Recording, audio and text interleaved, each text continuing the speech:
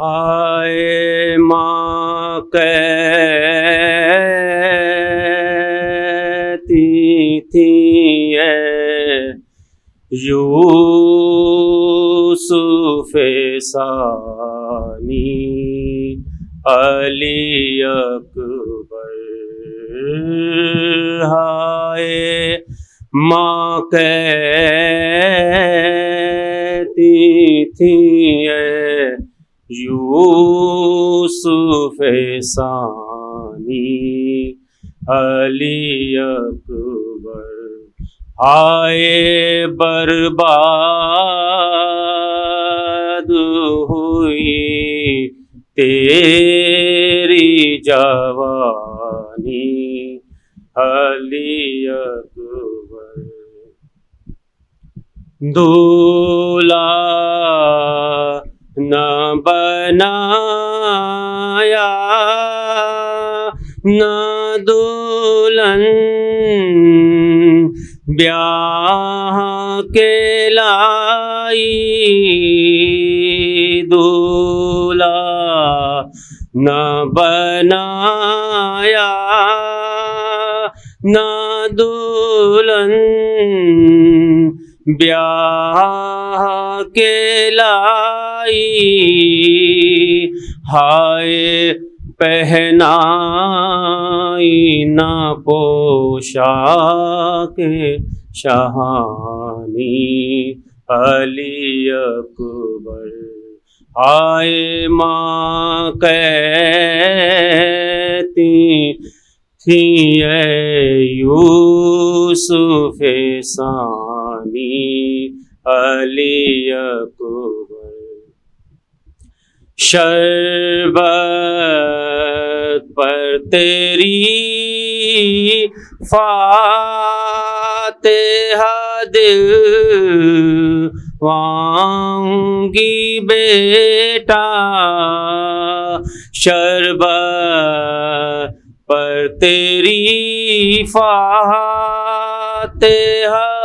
دلوانگی بیٹا، ہائے ممکن جو اگر ہو سکا پانی علی اکبر، ہائے ماں کہتی تھی اے یوسف ثانی علی اکبر۔ آپ حضرات سے گزارش ہے ایک سورہ فاتحہ جہاں آرا بیگم بنت عباس حسن کے نام اللہم صلی اللہ علیہ وسلم۔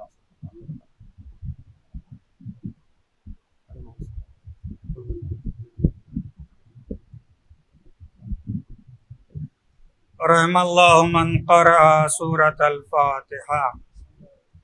بسم اللہ الرحمن الرحیم، الحمد للہ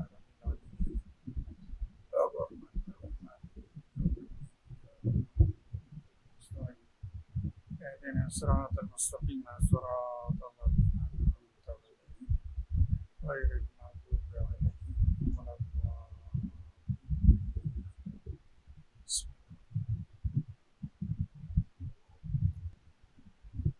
لا حول ولا قوة إلا بالله العلي العظيم، حسبنا الله ونعم الوكيل، نعم المولى ونعم النصير۔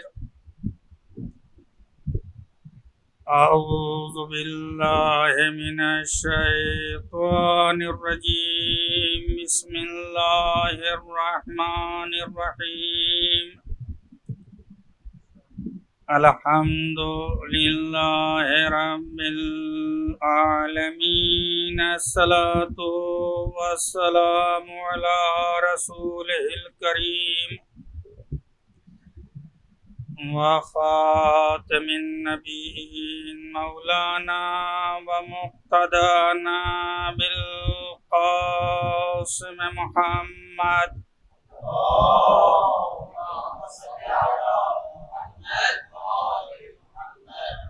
وأهل بيته الطيبين الطاهرين المعصومين المظلومين المظلومين لعنة الله على أعدائهم أجمعين أما بعد فقد قال الله تبارك وتعالى في كتابه المبين وهو أصدق القائلين وقوله الحق بسم الله الرحمن الرحيم ووصينا الإنسان بوالديه حملته أمه وهنا على وهن وفصاله في عامين أن اشكر لي ولوالديك وإلي المصير. ایک صلوات پڑھنے پر محمد وآل محمد.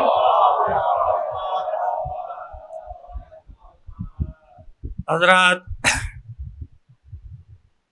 آپ سے گزارش ہے کہ ایک مرتبہ سورہ حمد اور 3 مرتبہ سورہ توحید کی تلاوت کر کے مرحومہ جہاں آرا بیگم بنت سید عباس حسن عرف منجو حسین مرحوم، زوج محترمہ سید مظفر حسین منع آغا مرحوم کو ارسال فرمائے. بسم اللہ الحمد للہ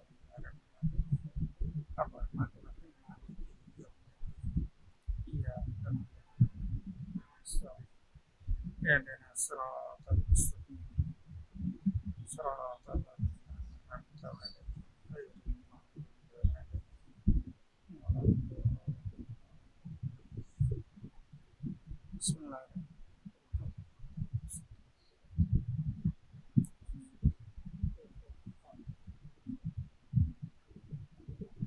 ایک صلوات پڑھنے پر محمد وآل محمد. حضرات، یہ پتہ چلا کہ یہ مرحومہ کے بچوں نے یہ مجلس منعقد کی ہے، تو لہذا اسی مناسبت سے میں نے یہ آیہ کریمہ کا انتخاب کیا ہے. سورہ لقمان کی یہ آیہ کریمہ ہے. سورہ لقمان خود ایک جناب لقمان ایک شخصیت جو تاریخ انسانیت میں گزری ہے کہ جن کا تذکرہ پروردگار عالم نے قرآن مجید میں کیا ہے. قرآن نے بڑی داستانیں بیان کی ہیں، بڑے قصے بیان کیے ہیں، بڑی بڑی شخصیتوں کے نام بھی لیے ہیں.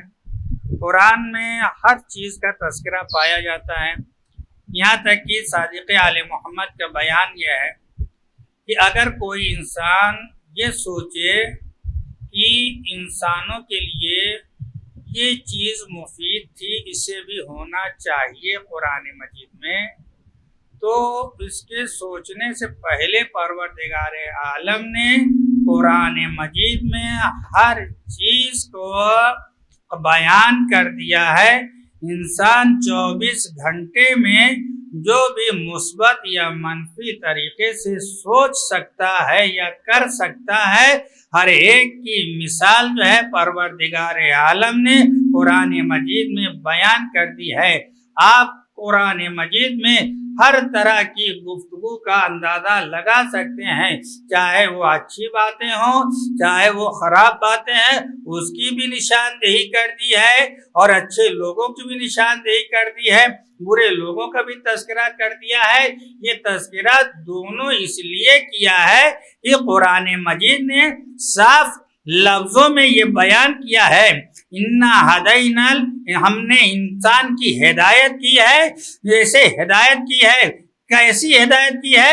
ہم نے اسے نجدین کی ہدایت کی ہے، دونوں راستوں کی ہدایت کی ہے. اچھائی کا بھی راستہ بتا دیا ہے، برائی کا بھی راستہ بتا دیا ہے، اور یہ بتا دینے کے بعد انسان کو ایک چیز دے دی ہے. وہ کیا ہے؟ وہ اختیار دے دیا ہے کہ انسان مختار ہے. اب اپنی عقل کا استعمال کر کے وہ کس راستے پہ جانا چاہتا ہے. یہ اچھائی کا راستہ ہے، یہ برائی کا راستہ ہے. یہ دونوں راستے دکھانے کے بعد ایک قوت اس کو عطا کر دی جسے قوت اختیار دیا جاتا ہے، اور یہی اختیار دے کے انسان کا امتیاز ساری کائنات کی ساری موجودات کے اوپر اللہ نے قائم کیا ہے۔ ایک صلوات پڑھ دیں بر محمد و آل محمد۔ ساری موجودات کے اوپر پروردگار عالم نے جو انسان کو ممتاز کیا ہے، اسی اختیار کی بنیاد کے اوپر ہے، اسی عقل کی بنیاد کے اوپر ہے۔ ہم نے تمہیں مجبور نہیں کیا ہے۔ کل کوئی یہ کہہ دے ہمیں تو زبردستی اس راستے پہ لایا گیا تھا، ہمیں تو زبردستی اس راستے پہ رکھا گیا تھا، نہیں، آپ صاحب اختیار ہیں، آپ صاحب عقل ہیں۔ اپنی عقل کا استعمال کرتے جائیے، اپنے اختیار کا استعمال کرتے جائیے، چونکہ آپ کی زندگی صرف یہیں پہ منحصر نہیں ہے، بلکہ اس کے بعد بھی ایک زندگی پائی جاتی ہے جہاں حساب و کتاب ہوگا۔ ایک صلوات پڑھ دے پر محمد و آل محمد۔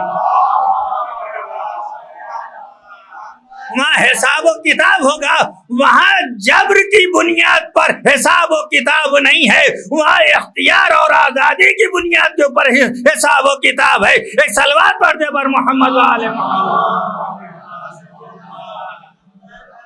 تو جناب لقمان ایک عظیم شخصیت، اب لوگ کہتے ہیں نبی تھے یا بندے صالح تھے، کیا تھے، لیکن یہ اتنا ضرور ہے کہ اللہ نے ان کا تذکرہ مثبت پہلو میں رکھا ہے۔ ایک صلوات پڑھنے پر محمد والے، تذکرہ ان کا منفی نہیں ہے بلکہ مثبت پہلو میں تذکرہ کیا ہے۔ دیکھیے ہم نے انہیں حکمت عطا کی، یہ حکیم جو کہے، صلوات پڑھنے پر محمد والے محمد۔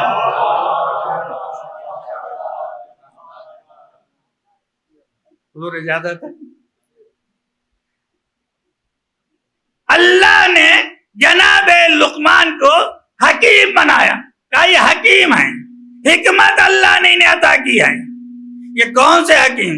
یہ پڑیا والے نہیں، ایک صلوات پڑھ دے پر محمد و آل محمد۔ حکیم اللہ نے انہیں قرار دیا، حکمت عطا کی ہے، اور جو حکمت عطا کی تو فلسفہ دیکھیے حکمت کیسے ملی۔ اللہ نے جو انہیں حکمت عطا کی ہے، یہ حکمت کیسے ملی ہے؟ تو شان نزول کے عنوان سے بیان یہ کیا جا رہا ہے کہ جناب لقمان سو رہے تھے، اور سو رہے تھے تو سوتے سوتے خواب میں دیکھا کہ اللہ نے انہیں کہا ہے، ملائکہ آئے بشارت دے رہے ہیں، کہہ رہے ہیں کہ اللہ نے تمہیں قاضی بنایا ہے۔ کیا؟ اللہ نے تمہیں قاضی بنایا ہے۔ دیکھیے ہر آدمی سوچتا اللہ کرے ہم بھی خواب دیکھ لیں، اس طرح کوئی منصب مل جائے۔ ایک صلوات پڑھنے پر محمد و آل محمد۔ تو ہمارا اور آپ کا خواب وہی ہے جو مسل بیان کی جاتی ہے۔ ایک صلوات پڑھنے پر محمد و آل محمد ملنے کو دیا۔ لیکن جناب لقمان دو ملک سرانے بیٹھے ہوئے اور کہہ رہے ہیں کہ اللہ نے انہیں قاضی بنایا۔ تو وہ کہہ رہے ہیں کہ اللہ نے قاضی تو بنا دیا ہے، ٹھیک ہے بنا دیا، لیکن اگر اللہ کا فیصلہ یہ ہے تو ٹھیک ہے، لیکن اگر اللہ نے مجھے آزاد کر دیا انتخاب کرنے کے لیے کہ میں یہ انتخاب کروں یا نہ کروں، تو میں ضرور انکار کروں گا کہ میں منصب قضاوت نہیں قبول کروں گا۔ وجہ یہ ہے کہ یہ سب سے زیادہ قریب ہے ظلم کے۔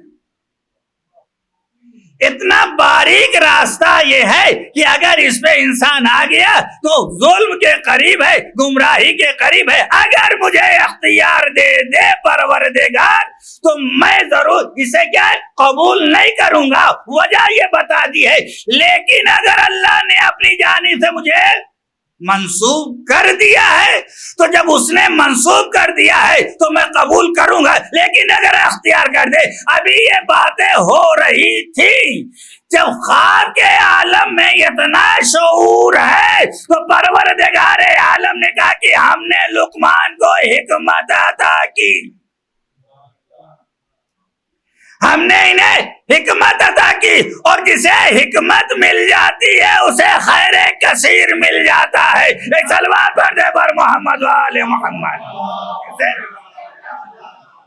منوتی الحکمہ, جسے حکمت دے دی گئی اسے خیر کثیر مل گیا. حضرات دیکھیے, حکمت اور چیز ہے, علم اور چیز ہے.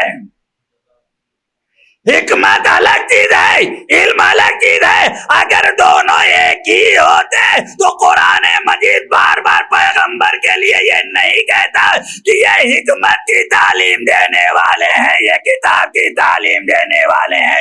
کتاب کی تعلیم اور ہوتی ہے, حکمت کی تعلیم اور ہوتی ہے. ایک صلوات پڑھ دے پر محمد و آل محمد. ہم نے حکمت عطا کیا, اور یہ بھی ہے کہ جب جس ظرف میں جو ہوتا ہے اس سے وہی ترشح کرتا ہے. حکمت اب جس ظرف میں جو ہے اس سے وہی ترشح کرے گا. حضرات جب حکمت ہے تو ذرا ان کی حکیمانہ باتیں دیکھیں کیا ہے, یہ کون سی حکمت کی باتیں کر رہے ہیں. حضرات قرآن مجید پڑھیے, لیکن سورہ لقمان کے میں پڑھ کے اور جناب لقمان کی اس حکیمانہ گفتگو کی طرف بھی توجہ ہو کریے گا کہ وہ حکیمانہ باتیں کیا ہیں. صاحب حکمت ہے تو سب سے پہلے انہوں نے جس بات کی طرف اشارہ کیا ہے وہ توحید پروردگار ہے. دیکھیے, حکیم وہ ہوتا ہے جو اپنے بچوں کو عقائد سکھاتا ہے, وہ بھی عقائد میں سب سے پہلے وہ عقیدہ جو عقیدہ توحید کہلاتا ہے. ایک صلوات پڑھ دے پر محمد و آل محمد.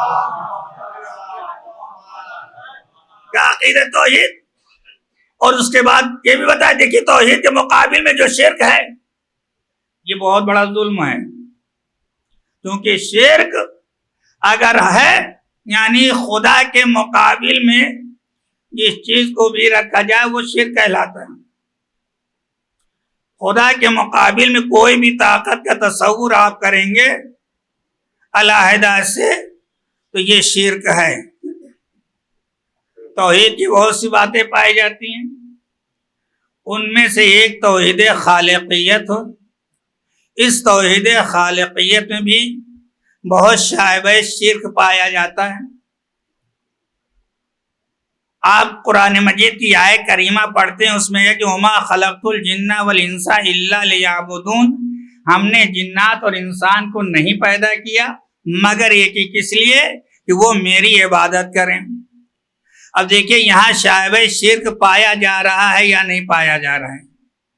جیسے ہی ہم اور آپ نے یہ سنا اور پڑھا کہ اللہ نے پیدا کیا ہے کس لیے, عبادت کے لیے پیدا کیا ہے. جیسے ہی عبادت کے لیے پیدا کیا تصور آیا, فوراً ہی ذہن میں یہ آنے لگا بھائی ماں باپ ان کی بھی عبادت کی جائے, ان کی بھی بندگی کی جائے. کیوں؟ قرآن کہہ رہا وما خلقت الجن والانس الا لیعبدون. عبادت خالقیت سے جڑی ہوئی ہے. عبادت کیا ہے؟ خالقیت سے جڑی ہے. پیدا کرنے والا خدا ہے چونکہ لہذا اس کی عبادت کرنا ہے. وَاعْبُدْ رَبَّكَ حَتَّى يَأْتِيَكَ الْيَقِينُ, اپنے پروردگار کی عبادت کرو یہاں تک کہ یقین حاصل ہو جائے. تو یہاں پہ ربوبیت بتا رہی ہے کیا کہ عبادت کیوں کرنا, اس لیے کہ وہ پالنے والا ہے, وہ رب ہے, وہ پالنے والا ہے, وہ پیدا کرنے والا ہے. حضرات وہ پیدا کرنے والا لہذا عبادت کرنا ہے, حضرات وہ پالنے والا ہے لہذا اس کی عبادت کرنا ہے. اب جب یہ بات طے ہو گئی ہے وہ خالق ہے لہذا عبادت اس کی کرنا ہے, وہ پالنے والا ہے لہذا اس کی عبادت کرنا ہے. اب ہم جیسے لوگوں کے ذہنوں میں یہی بات آئے گی, ہم نے جو دیکھا ہے, کیا دیکھا ہے, پیدا ہوئے ہیں تو ماں باپ کے ذریعے سے دنیا میں آئے ہیں, دیکھا ہے ماں باپ نے اچھی زحمتیں اٹھائی ہیں, ہماری پرورش کی ہے, ہمیں پالا ہے, لہذا ان کی عبادت کرنا چاہیے. یہ تصور آ سکتا ہے یا نہیں آ سکتا ہے عزیزان گرامی؟ آپ کہیں گے بالکل آ سکتا ہے, یہ تصور آ سکتا ہے کیونکہ پیدا کرنے والا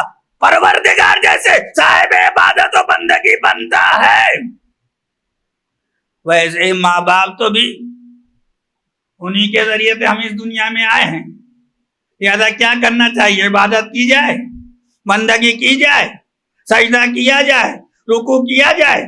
حضرات یہ تصور آ ہی رہا تھا کہ ادھر سے وحی الہی نے آگے پابندی لگا دی، کیا کہہ دیا؟ وَقَضَىٰ رَبُّكَ أَلَّا تَعْبُدُوا إِلَّا إِيَّاهُ وَبِالْوَالِدَيْنِ إِحْسَانًا۔ دیکھو تمہارے پروردگار کا فیصلہ یہ ہے، عبادت اللہ کی جائے، احسان والدین کے ساتھ کیا جائے۔ ایک صلوات پڑھ دے پر محمد و آل محمد۔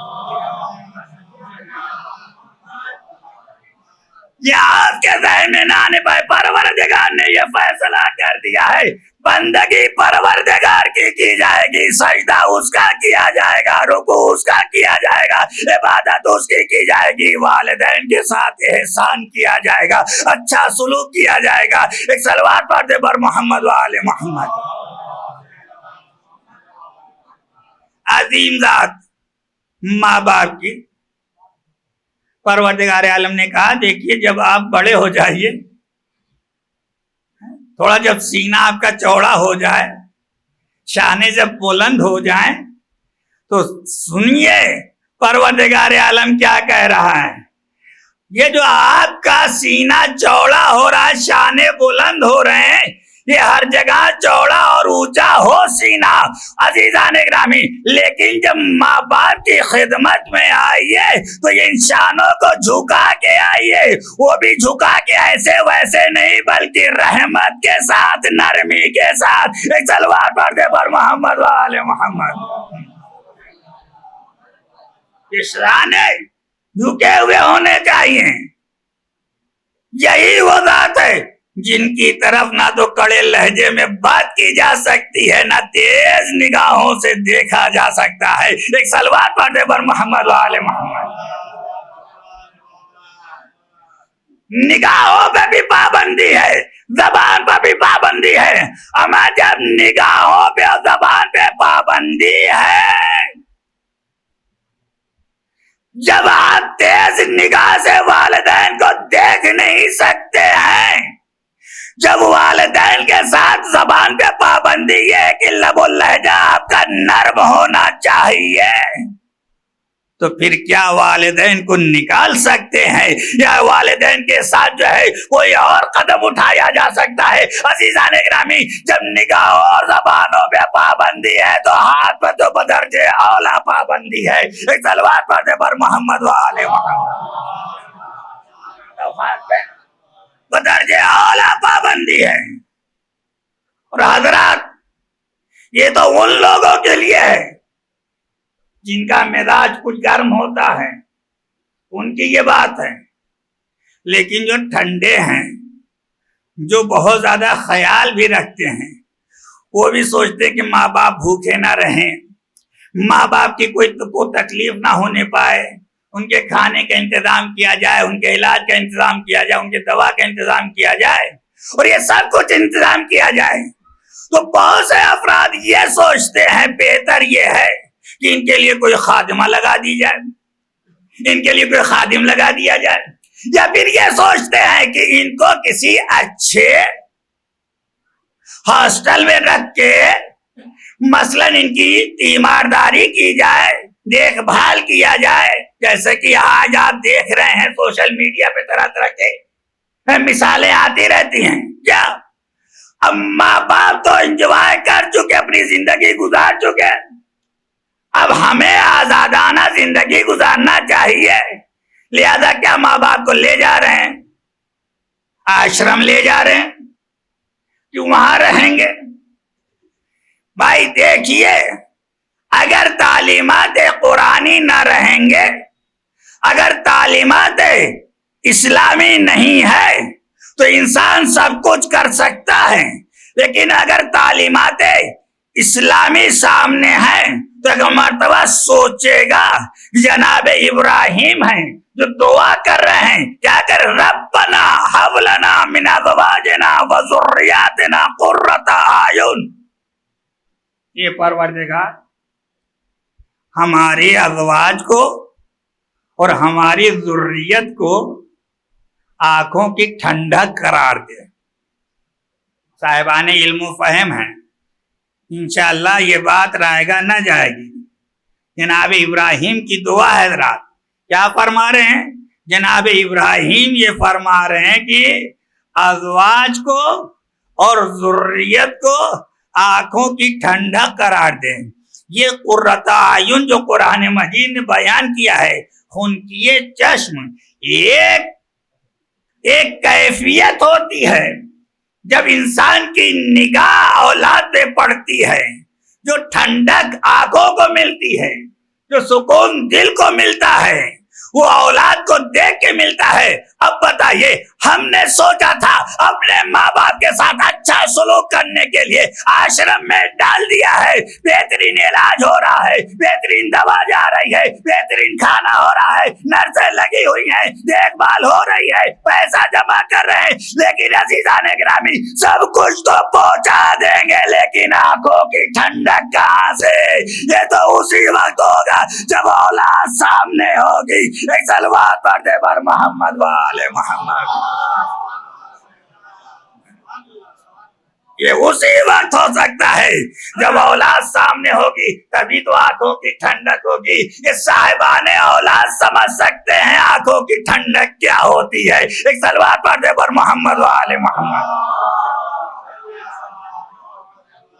ماں باپ کی خدمت, اور بھی اگر ہم اور آپ آگے بڑھتے ہیں تو یہ دیکھتے ہیں کہ نہیں, ہم ماں باپ کو اپنے سے الگ نہیں کریں گے, ہم ان کی خدمت کریں گے, 24 گھنٹہ ان کی خدمت کریں گے, کوئی تکلیف نہیں ہونے دیں گے. کہ وہ صالح اور لائق فرزند کی علامت ہوتی ہے کہ نہیں, ہم اپنے ماں باپ کے ساتھ ہر طرح کی خدمت کریں گے, ان کو سکون پہنچائیں گے. اور یہی بات تھی عزیزان گرامی. دیکھیے عزیزان گرامی, ایک انسان ہے جو اپنے ماں باپ کی خدمت کرتے کرتے پیغمبر کی خدمت میں آ جاتا ہے, اور آنے کے بعد کہتا ہے یا رسول اللہ, میں اپنے ماں باپ کی خدمت ایسے کرتا ہوں, ایسے کرتا ہوں, ایسے کرتا ہوں. یا رسول اللہ کہ بتائیے, کیا میں اپنے ماں باپ کا حق ادا کر دیا ہم نے؟ ادھر سے پیغمبر ارشاد فرماتے ہیں, تم حق کی بات کرتے ہو کہ تمہاری ماں نے جو 9 مہینے تک اپنے شکم میں رکھا ہے, اور ایک ایک لمحہ جو تکلیف ہوتی تھی, اسے ایک لمحے کا بھی عوض تم نہیں چکا سکے, جو چاہے کہ 9 مہینہ. صلوات پڑھ دے بر محمد والے. ماں باپ کی عظمت اور کیفیت, کیسے ان کی خدمت کی جائے. قرآن مجید نے جناب لقمان بڑی حکیمانہ باتیں, 10 نصیحتیں, میں یہ چاہتا ہوں کہ یہ 10 نصیحتیں ہر ماں باپ پڑھ کے اپنی اولاد کو سناتا رہیں, تاکہ اگر ہم لقمان کی جگہ پہ نہ صحیح تو کم از کم لقمان کی تعلیمات کو اپنے ماں باپ اپنے بچوں تک منتقل کر دیں کہ دیکھیں یہ کیا فرما رہے ہیں. جناب لقمان ان نصیحتوں میں سے ایک نصیحت یہ فرماتے ہیں کہ دیکھو, اپنے ماں باپ کے ساتھ ہم نے انسان کو وصیت اور نصیحت کی ہے. کیا؟ والدین کے بارے میں. والدین کے بارے میں کیا نصیحت کی؟ پہلی بات تو یہ کہ ہم نے والدین کے بارے میں نصیحت یہ کی ہے کہ والدین کے ساتھ احسان کیا جائے. وَقَضَىٰ رَبُّكَ أَلَّا تَعْبُدُوا إِلَّا إِيَّاهُ وَبِالْوَالِدَيْنِ إِحْسَانًا.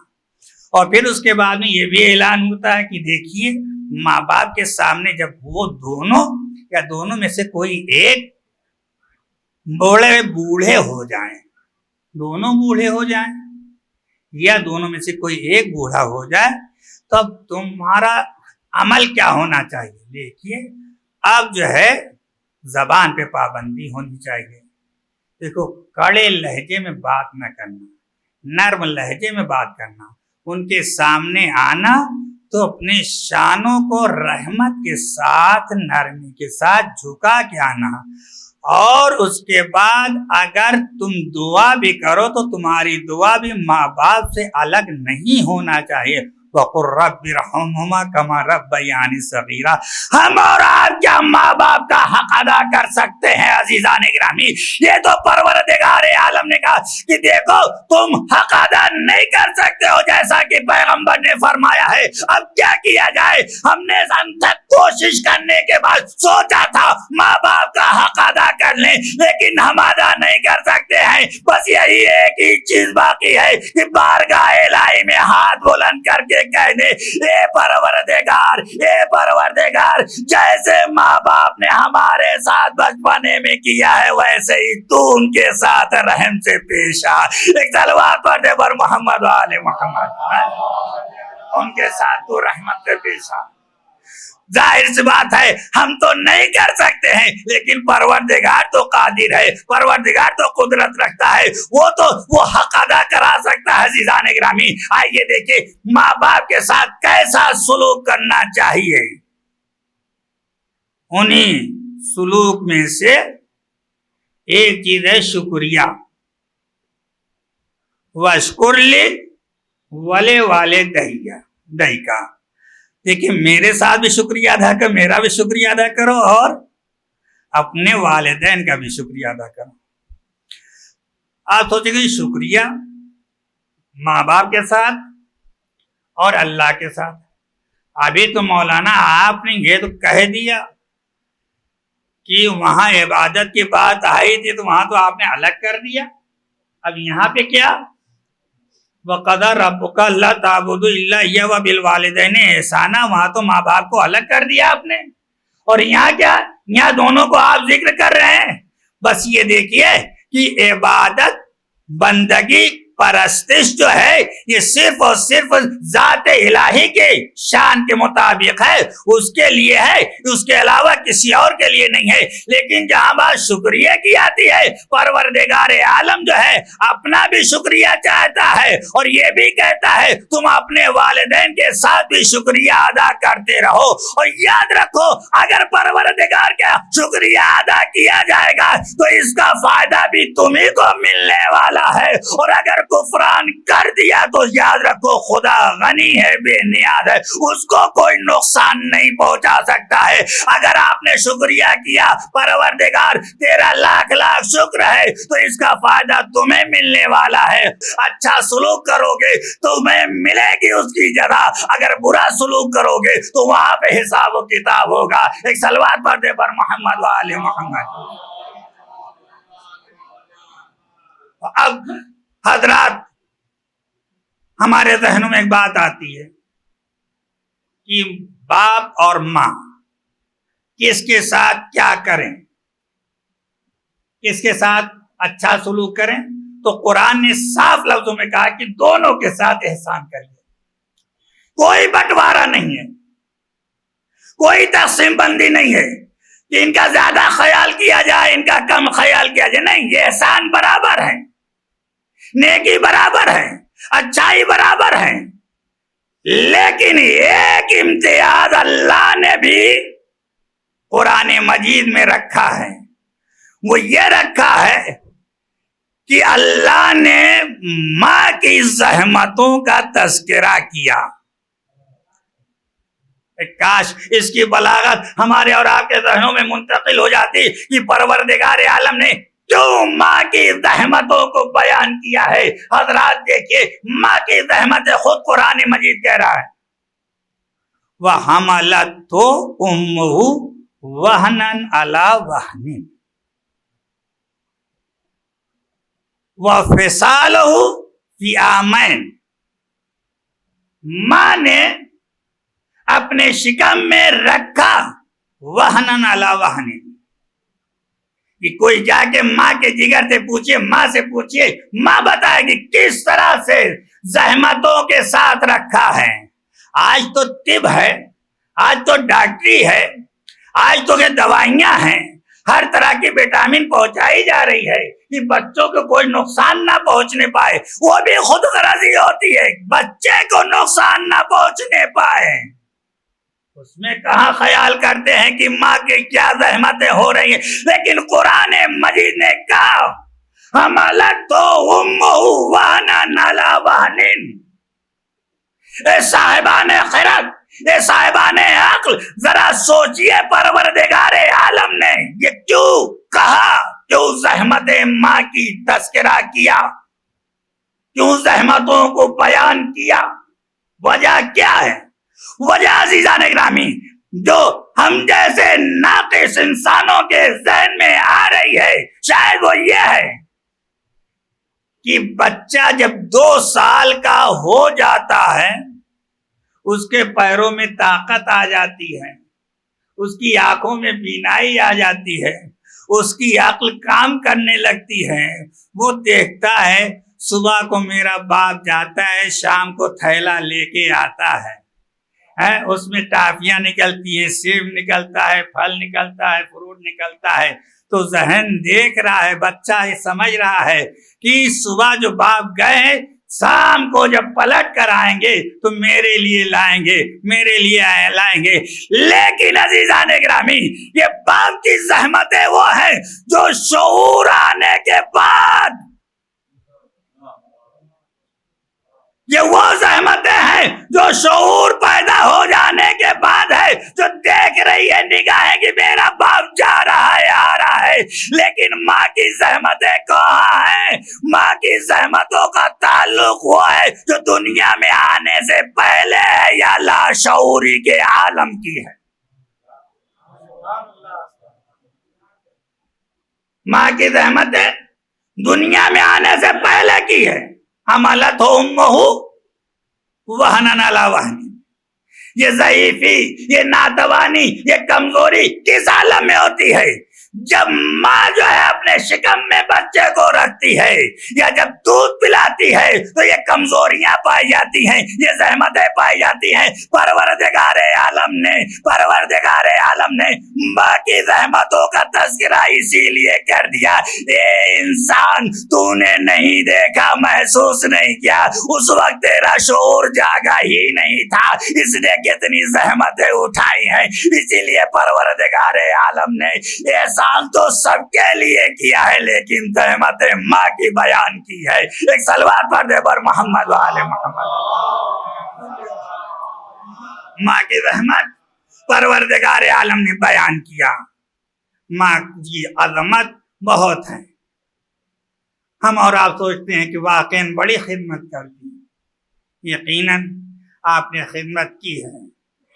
معراج بھائی اور پاپن بھائی جیسا کہ محسوس ہوا، اور ظاہر بات جان تنظیم جو پڑوس میں ہے ہم سب وہاں پہ تھے، محسوس کر رہے تھے جس طرح سے بلک بلک کے رو رہے تھے، ایسے کہ جیسے یہ بچے کم سن بچے روتے ہیں اس طرح سے.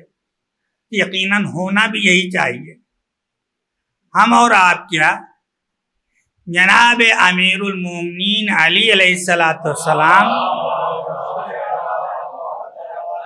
جب فاطمہ بنت اسد کا انتقال ہوتا ہے تو آپ بھی اسی طرح سے روتے ہوئے آئے جیسے ایک بچہ جو ہے اپنی ماں کے سلسلے میں گریا کرتا ہے اور پیغمبر کی خدمت میں آ کے بیٹھ جاتے ہیں، رونا شروع کر دیتے ہیں، روتے جاتے ہیں. پیغمبر فرماتے ہیں اے علی گریا کیوں کر رہے ہو؟ یا رسول اللہ میری ماں اس دنیا سے چلی گئی ہے، ماں کا انتقال ہو گیا ہے.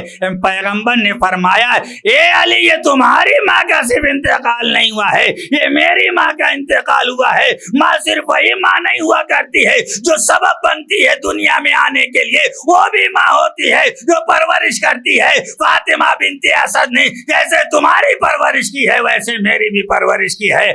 ارباب ادا ماں کا سایہ بہت بڑا ہوتا ہے، والدین کا سایہ بہت بڑا ہوتا ہے. لیکن ہاں آئیے میں تو تذکرہ کرنا چاہتا ہوں، صرف ایک ماں کا تذکرہ کرنا چاہتا ہوں. وہ ماں وہ ہے کہ جو جنت البقیع میں جس کی की कब्र है, लेकिन आज भी फातिहा पढ़ने के लिए जगह नहीं है। अरबाब अदा, आप जानते हैं उस एक माँ ऐसी है जिसके बच्चे मौजूद हैं, साथ हैं, अहले खाना भी है, लेकिन कोई रो नहीं सकता है। वसीयत ये है कि तारीख ये शब में जनाजा उठाया जाए। अजरकुम अल्लाह, खुदा आपको किसी गम में ना रुलाए सिवाय गम अहले बैत अतहार। अरबाब अदा, सैयदा इस दुनिया से उठी है तो 18 बरस का सिन था।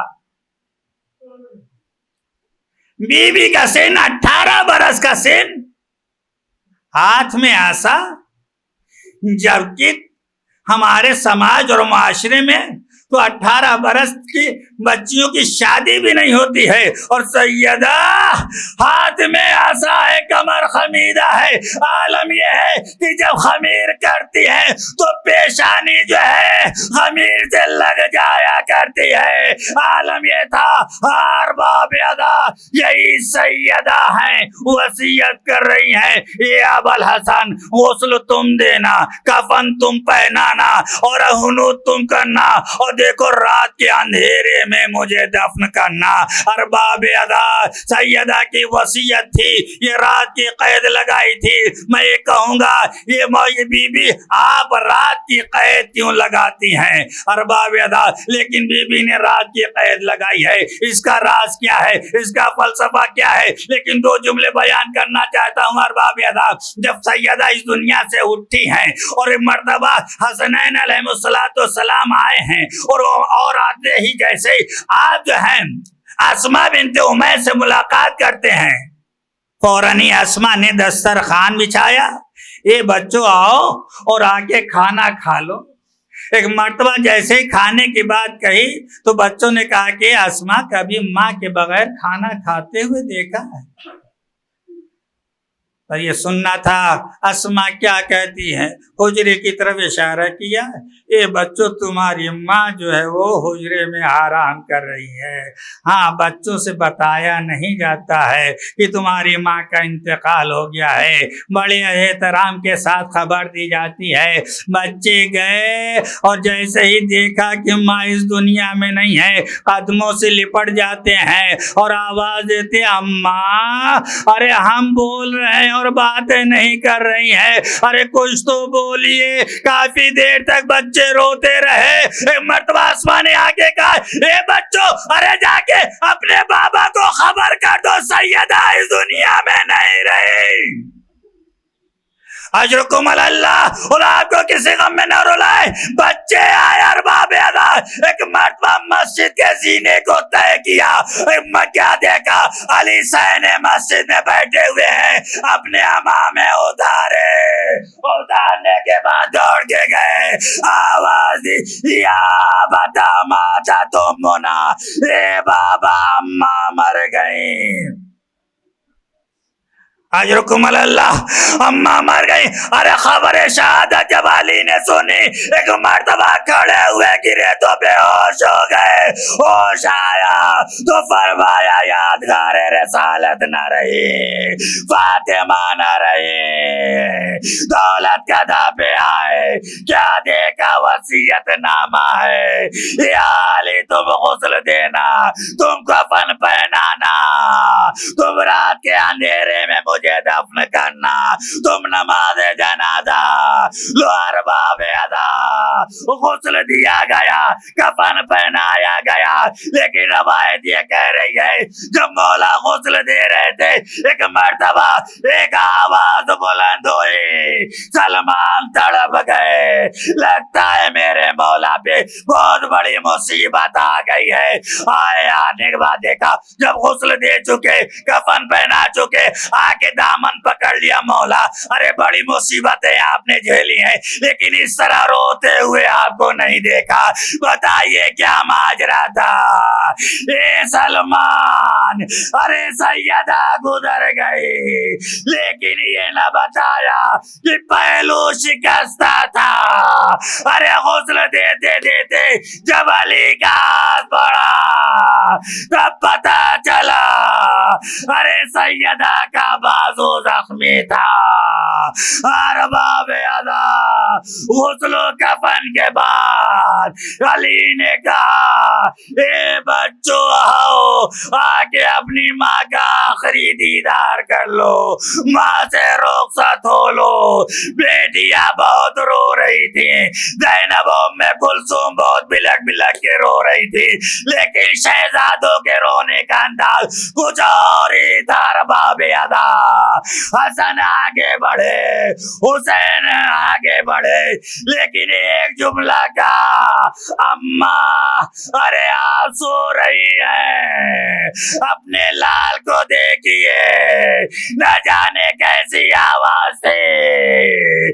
شیخ عباس قمی تحریر فرماتے ہیں کہ انت و مدت یدا، بندے کفن ٹوٹ گئے، ہاتھ بلند ہو گئے، وسمت و مائلہ صدرہا، اپنے سینے سے لگا لیا۔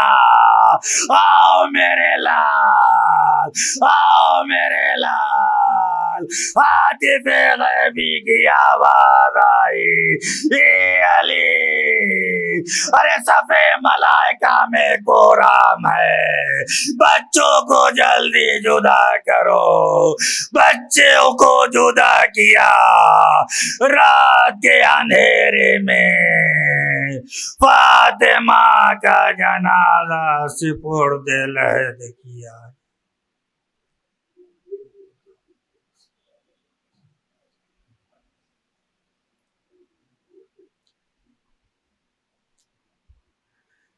سیعلم الذین ظلموا ای منقلب ینقلب۔